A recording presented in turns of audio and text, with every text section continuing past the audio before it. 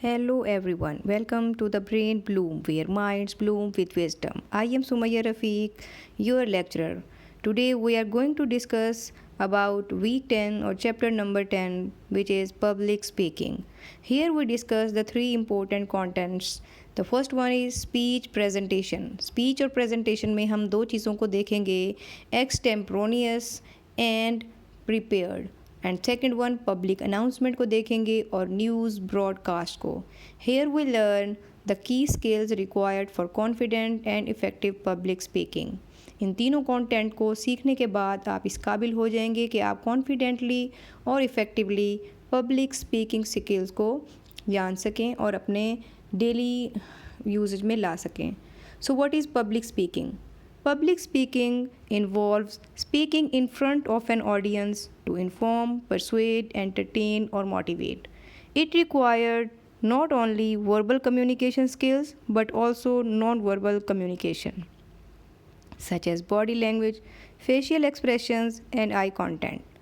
Public speaking basically लोगों के सामने बोलने का नाम है. वो बोलना किसी वजह से भी हो सकता है, इनफॉर्मल और परसुएड करना, किसी को इन्फॉर्म करना फॉर्मली, और या फिर किसी को एंटरटेन करना या मोटिवेट करना. और इसमें आप सिर्फ बोलना आपका शामिल नहीं होता बल्कि नॉन वर्बल कम्युनिकेशन भी शामिल होती है. So why is public speaking important? ये क्यों ज़रूरी है public speaking? Public speaking is important for several reasons. The first one is communication skills. इससे आपकी कम्युनिकेशन स्किल्स इन्हेंस होती हैं, आपको एक्सप्रेस करने का मौका मिलता है अपने आइडियाज़ को क्लियरली और कॉन्फिडेंटली.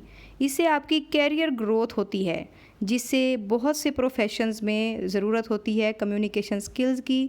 इसी तरह पब्लिक स्पीकिंग की भी बहुत से एरियाज़ में, बहुत से प्रोफेशंस में इसकी ज़रूरत होती है, लाइक प्रेजेंटेशंस में, मीटिंग्स में और सेमिनार्स में. The third one is personal development. Personal development भी इससे आपकी होती है. Public speaking helps building confidence and overcome fear.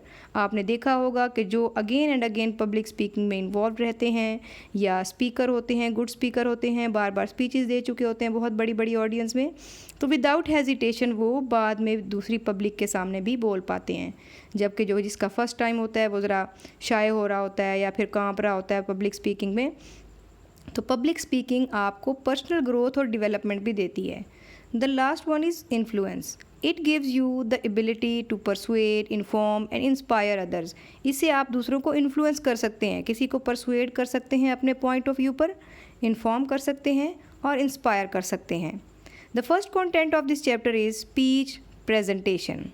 Speech और प्रेजेंटेशन के प्रेजेंट करना और बोलना, इसको हम दो तरीक़ों से देखेंगे. फर्स्ट स्पीच और प्रेजेंटेशन है extemporaneous and prepared. So what is speech और प्रेजेंटेशन?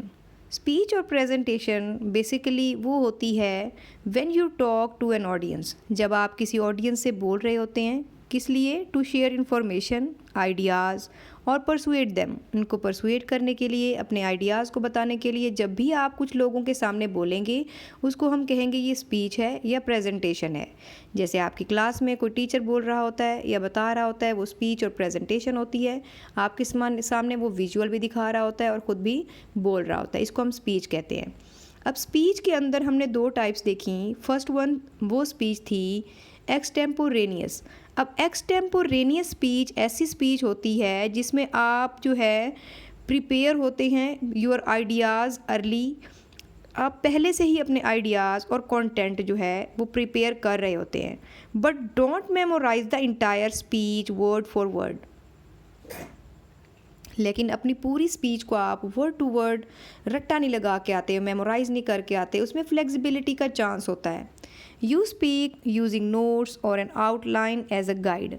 आप चंद नोट्स बना लेते हैं या कुछ टॉपिक लिख लेते हैं, मीन्स पूरी डिटेल नहीं लिखते. जैसे आप देखें स्लाइड्स के अंदर आपको मैं शो कराती हूँ कुछ पॉइंट्स या कुछ कंटेंट, और उसकी डीप अंडरस्टैंडिंग आपको देने के लिए एक्सप्लेन कर रही होती हूँ, तो वो मैंने वर्ड टू वर्ड याद नहीं किया होता, बल्कि उस टॉपिक को पढ़ने के बाद आपसे डिस्कस की जा रही होती है. उसकी मेन पॉइंट्स या उसकी इंटरनल एक्सप्लेनेशन जो है वो आपसे डिस्कस की जा रही होती है उन मेन पॉइंट्स को देखते हुए. तो इसी तरह जो स्पीकर होगा वो भी स्पीकिंग के दौरान नोट्स और आउटलाइन को यूज़ करेगा एज अ गाइड. ना कि वो पूरी गाइड रट के आया हो खुद घर से। It sounds more natural and flexible, ये ज़रा फ्लेक्सिबल भी होगा और मोर नेचुरल साउंड होगा, because you can adjust based on the audience reaction. जैसे जैसे ऑडियंस का रिएक्शन आ रहा है आप उसके अकॉर्डिंग अपनी जो स्पीच है वो मोल्ड कर रहे हैं। Good for situation like classroom talks, meetings और discussions where you want to seem confident but not robotic, जिसमें आप कॉन्फिडेंटली बोल तो रहे होते हैं लेकिन रोबोट की तरह आपके अंदर चीज़ें जो है वो रिकॉर्ड नहीं की जा रही होती कि आप उस रिकॉर्डिंग को लगाएं और फटाफट चलते जाएं, किसी को कोई रिस्पॉन्स देख रहे हैं ना ऑडियंस को देख रहे हैं, बस बोलने चले जा रहे हैं। तो ये होती है एक्सटेम्पोरेनियस स्पीच, जिसमें आप प्रिपेयर्ड तो होते हैं बट मेमोराइज नहीं किया होता आपने सारे स्पीच को। नेक्स्ट वन है prepared speech. You right out the entire speech and practice it many times. जैसे आपने देखा होगा छोटे बच्चे कुछ तकरीरें याद कर लेते हैं तो वो उस तकरीर को कैसे, उनकी प्रिपेयर्ड स्पीच होती है, उस तकरीर में उसने पूरी स्पीच को बच्चों ने प्रैक्टिस किया होता है many times. You often memorise it और read it from a script, या पूरा स्क्रिप्ट आप वहाँ पे ठहर कर रीड कर रहे होते हैं या फिर आपने वो कंटेंट जो है मेमोराइज किया होता है। It is very structured and polished, ये पूरी तरह स्ट्रक्चर्ड होती है, तरतीब से चल रही होती है, जैसे इंट्रोडक्शन, बॉडी, फिर कंक्लूजन, और पॉलिश्ड होती है। Good for formal occasions like ceremonies और इम्पॉर्टेंट प्रेजेंटेशन, बहुत ज़रूरी प्रेजेंटेशंस जो होती हैं या फिर सेरेमनीज़ के अंदर कुछ जैसे खुतबात दिए जा रहे होते हैं तो वो एज़ इट इज़ मेमोराइज़ किए जाते हैं। The risk is sounding less natural if you just read it without I content. उसमें आपने देखा होगा बच्चे फ्लुएंटली रीड किए जा रहे होते हैं उस स्पीच में और आई कॉन्टैक्ट जो है वो भी मेंटेन नहीं कर पा रहे होते, तो इसको हम कहते हैं ये प्रिपेयर्ड स्पीच है। The second content of this chapter is public announcement. अब पब्लिक अनाउंसमेंट किसी तरह की भी हो सकती है, आपने अक्सर सुना होगा जैसे एयरपोर्ट्स पर अनाउंसमेंट हो रही होती है या मस्जिद में कोई अनाउंसमेंट हो रही होती है, ठीक है, तो उसको हम कहते हैं announcement. What are public announcement? Message shared with a large group of people, usually to inform or warn them about something important. Often used in places like schools, airports, train stations और during एमरजेंसीज़ में देखें आपको instruction दी जा रही होती हैं, या फिर ट्रेन स्टेशन पे आप देखें कह रहे हैं कि फ़लाँ स्टेशन फ़लाँ ट्रैक पे आ रही है, एयरपोर्ट्स में या किसी स्कूल में कोई अनाउंसमेंट होती है, या आप देखें कि आप किसी कॉलेज में पढ़ते हैं और क्लास में कोई बच्ची आके कुछ अनाउंस करती है कि कल जो है फ़लाँ इवेंट है, फ़लाँ टाइम पे है, आपने वहाँ पे ज़रूर शिरकत करनी है, तो ये पब्लिक अनाउंसमेंट होगी। Characteristics of good public announcement is clear and easy to understand. वो इंस्ट्रक्शन क्लियर होती हैं और ईजी टू अंडरस्टैंड होती हैं, मीन्स उसमें सिंपल लैंग्वेज यूज़ की जाती है। Short and to the point, वो शॉर्ट होती है और टू द पॉइंट होती है public announcement. Loud enough to hear but calm and polite भी होती है, काम भी होती है और इनफ लाउड होती है ताकि लोगों को सुनने में कोई इशू ना हो। Repeat important information if needed, अगर ज़रूरत होती है तो इम्पॉर्टेंट इन्फॉर्मेशन को रिपीट भी किया जाता है। ओके, जैसा कि आपने अक्सर देखा होगा मस्जिदों में जब ऐलान हो रहा होता है वो 3 दफ़ा या 4 दफ़ा किया जाता है, रिपीटेडली किया जाता है, ताकि कोई जनाजे का इंफॉर्मेशन है या किसी की कहीं पे शिरकत करने की है कोई इंफॉर्मेशन, तो उसको बार बार बताया जाता है ताकि इस पर ज़ोर दिया जाए और इम्पॉर्टेंट जो बातें हैं वो पहुँचाई जा सकें ऑडियंस तक। यूज़ सिंपल वर्ड्स का यूज़ किया जाता है एंड अवॉइड किया जाता है कॉम्प्लिकेटेड लैंग्वेजेस या जर्गन्स या टर्मिनोलॉजीज़, ताकि ऐसा ना हो कुछ लोग इसको समझ ही ना सकें। For example announcing a flight delay at the airport पर जो है, एयरपोर्ट पर आप जाएं तो अनाउंस हो रहा होता है कि फ़्लाइट जो है वो इतना डिले हो गई है या इतने मिनट्स पर अराइव है। Warming about a fire drill और एमरजेंसी एवोकेशन जो हो रही होती है एमरजेंसीज़ की, या कोई फायर ड्रिल कराई जा रही होती है, उसकी वार्निंग दी जा रही होती है, तो वो भी पब्लिक स्पीकिंग ही कंसीडर होगी। Informing people about lost items और स्केजुअल चेंजेस, स्केजुअल में कोई चेंजेस है या कोई लॉस्ट आइटम का, जैसा कि मस्जिदों में कुछ खोई हुई चीज़ का ऐलान किया जा रहा होता है, तो वो भी पब्लिक अनाउंसमेंट का ही एक पार्ट है। So the third content and important content is news broadcast. Public speaking के अंदर थर्ड वन जो न्यूज़ ब्रॉडकास्ट है, इसका मतलब ये है कि अ प्रोग्राम और segment where news is reported to the public को न्यूज़ रिपोर्ट की जाती है, यूजली ऑन टीवी, रेडियो और online. News broadcasters share current events, weather, sports and important updates. जो भी इम्पॉर्टेंट अपडेट्स होती हैं वेदर के हवाले से, स्पोर्ट्स के हवाले से या करंट सिचुएशन और इवेंट के हवाले से, तो वो न्यूज़ ब्रॉडकास्टर जो हैं वो टेलीविज़न पर, रेडियो पर या फिर ऑनलाइन जो है वो न्यूज़ कास्ट कर रही होती हैं और उस सेगमेंट के अंदर न्यूज़ जो है वो सुनाई जा रही होती हैं। की फ़ीचर्स क्या हैं न्यूज़ ब्रॉडकास्ट के? न्यूज़ ब्रॉडकास्ट के की फ़ीचर्स में शामिल हैं professional and clear speaking style. आपने देखा होगा, बल्कि आप बचपन से ही देखते आ रहे होंगे कि न्यूज़ ब्रॉडकास्ट जहाँ पे हो रहा होता है उस सेगमेंट के अंदर जो न्यूज़ कास्टर होती हैं तो वो देखें पोलाइटली बोल रही होती हैं, प्रोफेशनली और क्लियर स्पीकिंग स्टाइल होता है।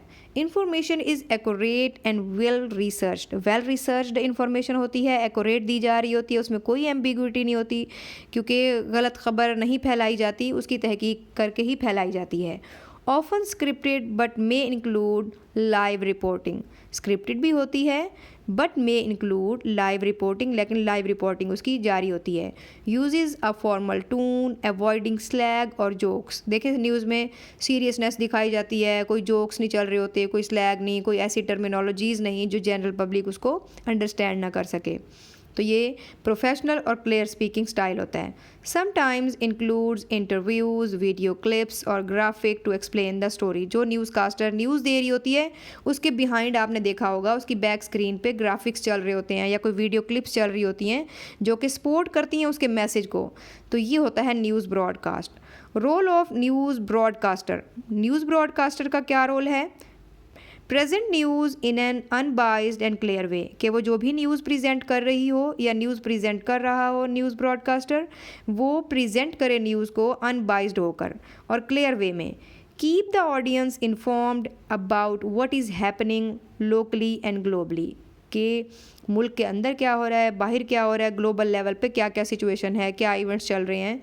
मेंटेन अ काम एंड ट्रस्टवर्दी मैनर, काम और ट्रस्टवर्दी मैनर में उसको अनाउंस करना चाहिए। इवन व्हेन रिपोर्टिंग सीरियस और सैड न्यूज़, आपने देखा होगा सैड न्यूज़ भी वो खामोशी से या पोलाइटनेस से सुना रहे होते हैं। ऐसा नहीं है कि सैड न्यूज़ सुनाते हुए रोने लग जाएं या फिर फुल सीरियस हो जाए उनके फेस एक्सप्रेशन, तो वो कामली जो है उस चीज़ को ट्रस्टवर्दी वे से उसको हैंडल कर रही होती हैं। So the conclusion of the whole discussion is that public speaking is an essential skill that can help you communicate your ideas clearly and confidently. By preparing well, practicing well, and practicing effectively and engaging your audience, you can become a successful public speaker. As a news broadcaster, as a public announcer.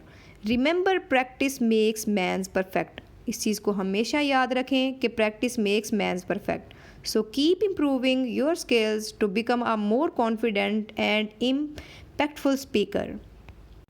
आप इस lecture को देखने के बाद और सुनने के बाद इस काबिल हो गए होंगे कि आप अपनी जो है पब्लिक स्पीकिंग को मज़ीद बेहतर कर सकें और इन स्किल्स पर काम कर सकें।